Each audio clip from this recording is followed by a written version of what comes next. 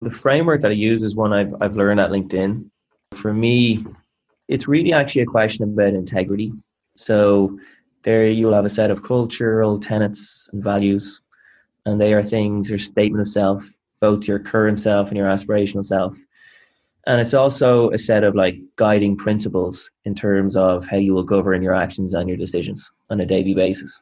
And I think particularly in a sales context, but anywhere, I think Peter Drucker might have, I'm paraphrasing, but says culture eats strategy for breakfast. It's so true. And for me, it's like, it's doing business through values. Just because we're in corporate America or corporate wherever you are, you can run a really good business and you can also teach people really good human values and the right way to do it with integrity and through honesty. And so for me in building that, when I came into the team in Headspace, I asked them those questions. We sat down, we took a full day because I wanted them to understand how important the cultural bedrock of everything we do, how that affects everything. And so we took a full day where we whiteboarded it out. And I was like, who are we today? I don't know exactly. You guys know better than I do. Tell me who we are.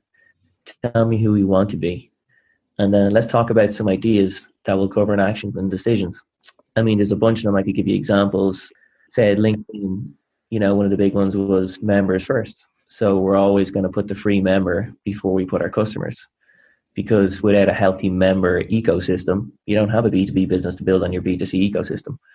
And so every commercial decision was not made at the expense of compromising that value. And so when I say it's an integrity thing, it's a question of there's a list of things that we believe to be true in terms of our current state and who we want to be.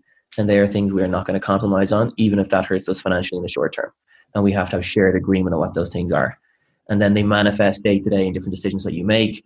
The conversation will come up and I will actually think about the culture and the values we've created. And is there a culture or value tenet that can drive or help at least guide the decision-making process?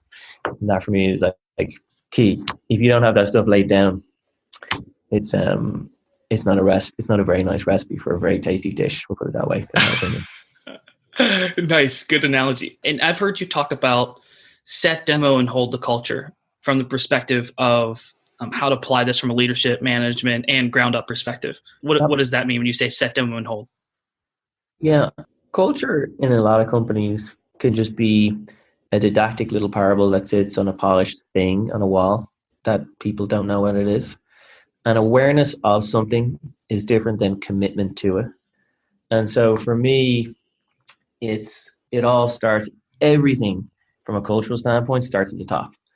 And so if I as a leader say that precision and execution on something is important, or in like compassion in how we collaborate with our cross-functional partners and some of the more complex deals we're involved with is important, then we expect folks to live by those things, And so I think if you don't have that common set of rules in place, it can be really difficult and challenging down the road to manage the business. But if you do have it in place, you're setting yourself up for the right foundation. But that is like after talent, that's the starting point.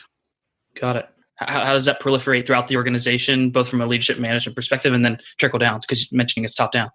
Yeah. So I think like on the top down, it's like, to your point, I'll just use the parlance, like set the standard, demonstrate the standard, and hold others accountable. Whatever cultural tenets that we agree to, it starts with me or the CEO or whomever is setting the culture. But if she says X is important, she's got to live that and she's got to demonstrate it. And if she can't live it and demonstrate it, then she's not in a position to hold other people accountable to it.